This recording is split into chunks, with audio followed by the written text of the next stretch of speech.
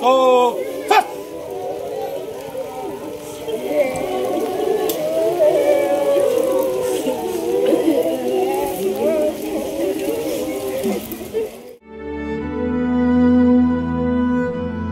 Block अंतर्गत गोविंदपुर गाँव सुनाम धन्य कृष्णलीला गुरु पद्मश्री गोपीनाथ स्वाईं भोर समय 107 वर्ष बयस परलोक होइछि। से दीर्घ दिन धरी वार्धक्य जनित असुस्थता कारण शय्या जाइथिले। से कृष्णलीला माध्यम जिला और राज्य में बहुत सुनाम आनिथिले।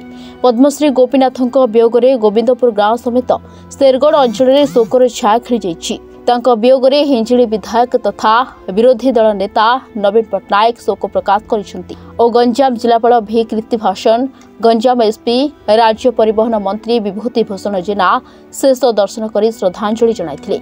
गोविंदपुर गाँव श्वसन में राष्ट्रीय मर्यादा सहित तांकर शेषकृत्य संपन्न होइछि। आज आम समस्त गोटे दुखर दिन पद्मश्री गुरु गोपीनाथ स्वाईं देहांत होइछन्ति। खबर पाइला परे माननीय मुख्यमंत्री परिवार वर्ग को समवेदना जनाइबा सह आमको निर्देश देइछन्ति। परिवार ପାଇଁ जहाँ भी सहायता दरकार रही से दिगरे माननीय मंत्री आज उपस्थित अच्छा स्मृति को आम सुरक्षा कर रखा दिगरे आम निश्चित जहाँ भी कला प्रति 107 वर्षर जेतु गोटे जिला गोटे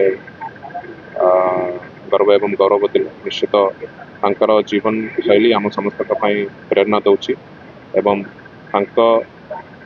जो शिखाई लोक मान विभिन्न कला को लेकिन सेटा केमती आम आगामी दिन में बजाय रखा स्मृति हिसाब से दिगरे निश्चित आम जिला संस्कृति परिषद तरफ आम विभिन्न पदक्षेप नापी आम आशा कर।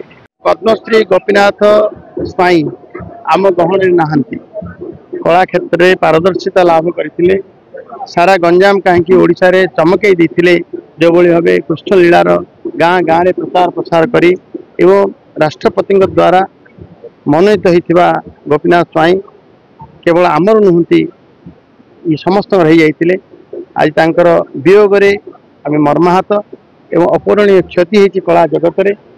तो मु निश्चित भाव प्रभु जगन्नाथ प्रार्थना करी अमर आत्मार सद्गति मिलू जगह स्थान दिंतु एवं परिवार को संवेदना ज्ञापन करुचु। प्रभु धैर्य दिंतु ये धैर्य देवे अवर्तमान रे सहाय परिवार एवं गाँ गाँव रे अवर्तमान रे मध्य गोपीनाथ स्वाईं बंचंतु यही कामना। सरकार पाखे व्यक्तित्व पाखे कला पाखे सामर्थ्य को स्वीकृति देइछन्ति एवं अवर्तमान निश्चित भाव स्मृति उद्देश्य सरकार चिंता निश्चित भाव गोपीनाथ स्वाईं वियोग में कृष्णलीला जुगर गोटे प्रकार अवसान घटला कहले चले। गाँ गाँव में परिचित गोपीनाथ महांती केवल से निजक प्रतिपादित करना कृष्णलीला को समस्त जगह पहुँचे पार्टी एवं आज से केवल ए गाँव नुह आम गंजाम जिलार आम ओडिशार भारत वर्षर गौरव।